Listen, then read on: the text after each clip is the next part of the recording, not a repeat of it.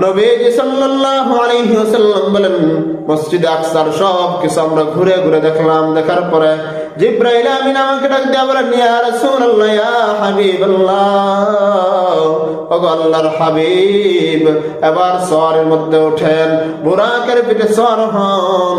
নবীজি বলেন, আমি সওয়ার হইলাম। হওয়ার পরে দেখলাম বুরাক উপর দিক দিয়ে উঠতেছে। কিছুক্ষণ পরে প্রথম আসমানে উপনীত হইলাম। প্রথম আসমানের কাছে যখন গেলাম, যাওয়ার পরে জিবরাইল আমিন দরজার মধ্যে টোকা দিলেন।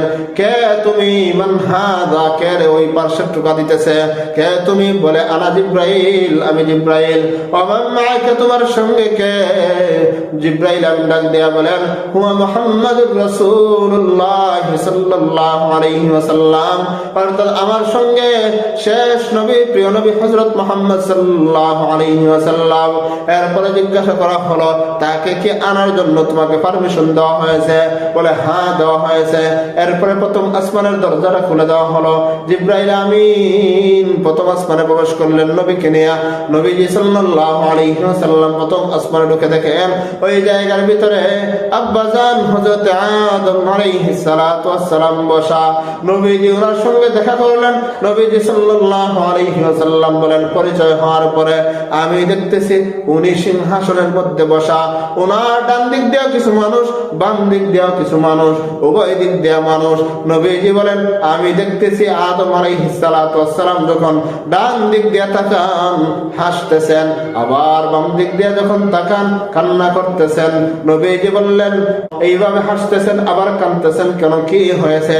জিবরাইল আমিন বলেন, ইয়া রাসূলুল্লাহ, ইয়া হাবিবাল্লাহ, ওগো পয়গম্বর, আদম আলাইহিস সালাতু ওয়াস সালামের ডান দিক দিয়ে যারা আছে তারা হলো জান্নাতি, আর বাম দিক দিয়ে যারা আছে তারা হলো জাহান্নামী।